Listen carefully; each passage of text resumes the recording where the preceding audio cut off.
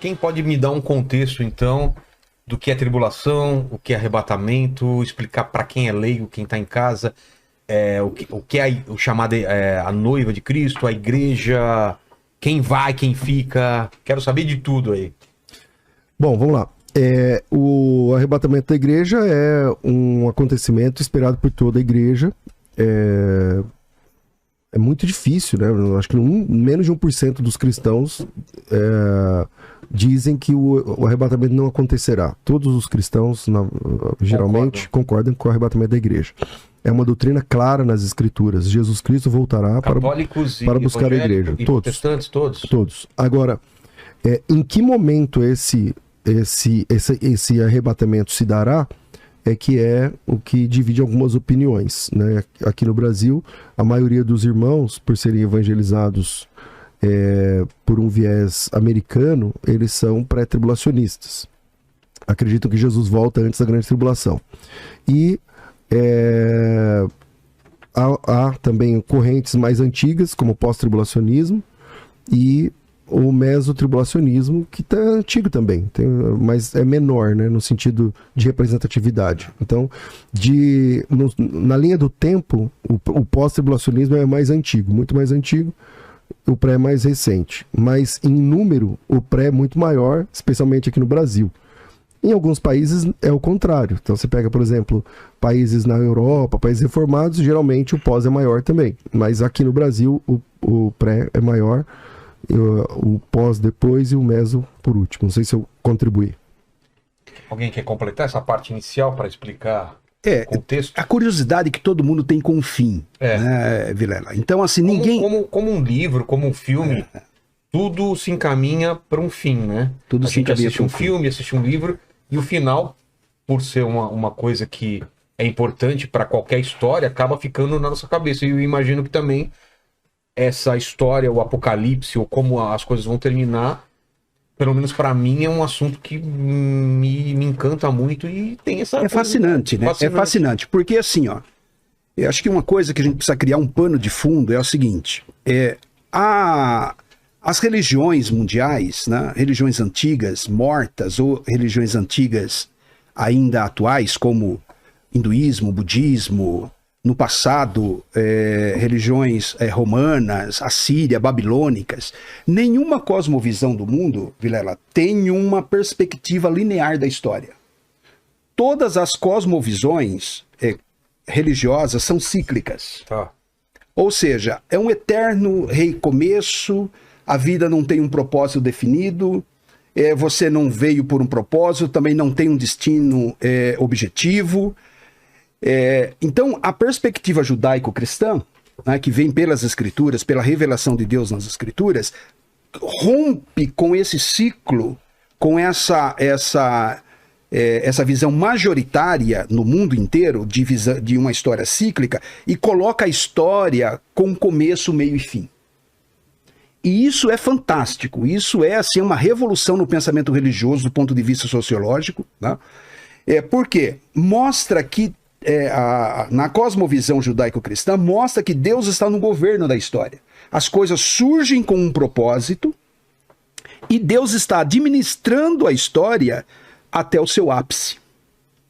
Então, quando você pega as escrituras, por exemplo, as escrituras como livro, ela já mostra isso, é uma coisa fantástica. E eu mostro isso para alguns colegas em palestras, né? Você pega a Bíblia, por exemplo, né? Então, como livro, hoje é fácil demonstrar isso. Então você pega aqui os 2 primeiros capítulos da Bíblia, né? Os 2 primeiros capítulos, e você vem aqui no final e segura os últimos 2 capítulos do Apocalipse. Certo. Tá? Então, Gênesis 1 e 2, Apocalipse 21 e 22. O que significa isso? É que é o plano divino da história. É como Deus planejou a história humana. Antes do tempo, antes da criação, era só Deus que existia, e Deus decidiu pela sua vontade soberana que as coisas viessem à existência. E Deus tem um plano, Deus tem um projeto. Aquela frase que a gente fala no evangelismo, Deus tem um plano para a sua vida, ela é verdade. Então a gente pode falar num programa como esse, para qualquer pessoa que está nos ouvindo, Deus tem um plano para você, porque tem mesmo, e a Bíblia mostra isso. Gênesis 1 e 2 é o projeto original de Deus como deveria ser. Gênesis 21 e 22 é como será. interessante que o Gênesis 1 começa, no princípio criou Deus os céus e a terra. E Apocalipse 21 diz, eis que vi um novo céu e uma nova terra. Ou seja, existe um projeto aí. Agora você pega Gênesis capítulo 3, entra o problema do pecado. Então Gênesis capítulo 1 e 2 não existe o mal, não existe o pecado. Gênesis 3 surge o pecado com a queda humana. E ele vai ter o fim em Apocalipse capítulo 20, com a destruição de Satanás, o anjo caído, todos os seus demônios, e os ímpios que não têm o nome escrito no livro da vida. Então, assim, o que nós estamos hoje, em que momento da história? Nós passamos da história original. O Éden ficou para trás. E nós estamos caminhando para esse apogeu da história, o novo céu e a nova terra. E o que está acontecendo aqui no meio agora? Essa volta ao paraíso perdido, por assim dizer, né, que é Apocalipse 21 e 22, e o versículo talvez mais impactante de Apocalipse 21 é assim, é o verso 5. Aquele que está sentado no trono diz, eis que faço nova todas as coisas. Mostra um Deus absolutamente tranquilo, sentado no seu trono, na sua soberania. O trono fala de majestade, fala de domínio. E ele está administrando a história, né? Nós estamos aqui no meio dessa história. Essa aqui é a história do pecado. Do capítulo 3 de Gênesis ao capítulo 20 do Apocalipse é a história da redenção. E aqui no meio da história da redenção estão os 4 evangelhos, que representam Jesus. Jesus está no meio da história da humanidade, redimindo a criação. Porque Deus entrou na história através da encarnação do Verbo para redimir a sua criação de dentro. Então, a volta de Cristo, isso que nós estamos falando aqui sobre o retorno de Cristo, o que significa? Significa que Deus está interferindo na história da criação, na história humana, e vai conduzir todas as coisas para que elas sejam de acordo com a vontade do seu coração. Né? Ou seja, Deus não está coçando a cabeça, Deus não está lá em dúvida quanto ao que vai fazer, nós não estamos interferindo nos planos de Deus ao ponto de ele não poder concluir esse projeto. Então, quando você vai para o Apocalipse 21 e 22, passou arrebatamento, passou grande tribulação, passou anticristo, passou um monte de coisa. Né? E chegamos agora naquilo que Deus planejou desde o começo, que era ter o homem a sua imagem, a sua semelhança, em perfeita harmonia e comunhão.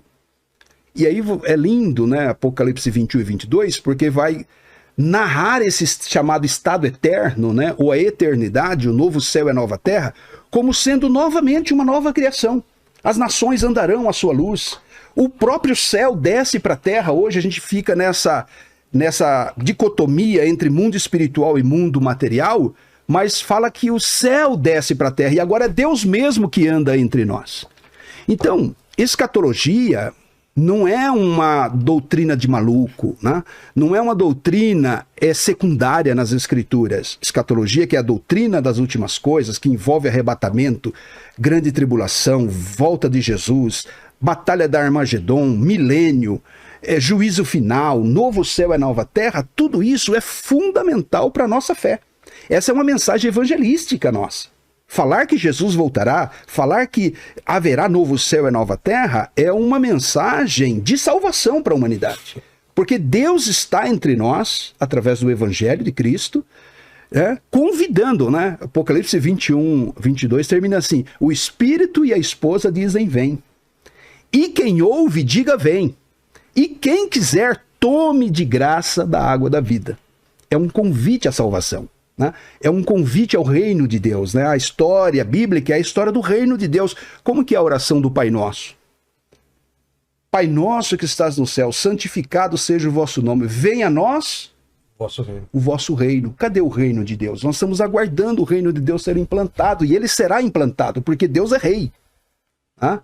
Então ele está lidando com o ser humano, está lidando com a história, está lidando com Satanás, de uma maneira sábia, que muitas vezes nós não entendemos, mas ele vai levar o desfecho dessa história para aquilo que ele deseja, para que todo nome confesse que Jesus é o Senhor, para a glória de Deus, e toda a criação esteja novamente redimida em uma adoração eterna. Né?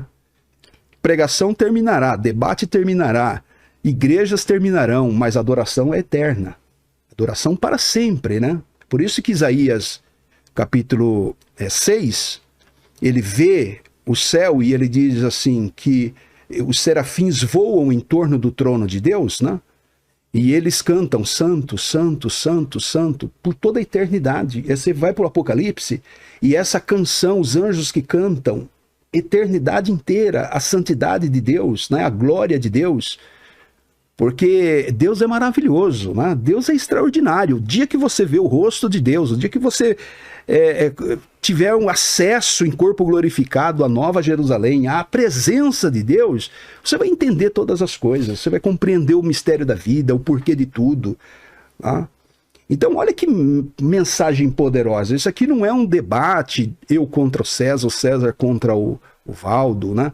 Não é um debate entre quem quer ganhar. Quem quer ganhar, né? Nós estamos aqui em dúvida sobre como é que as coisas se processam, né? Como que é essa mecânica e como é que esse processo, né? A cronologia desses eventos. É aí que a gente empaca um pouquinho, né? Discute ali, tropeça, acolá, olha para as escrituras procurando entender a melhor forma e a gente só tem um caminho, as escrituras. É o sola escritura, um lema da reforma.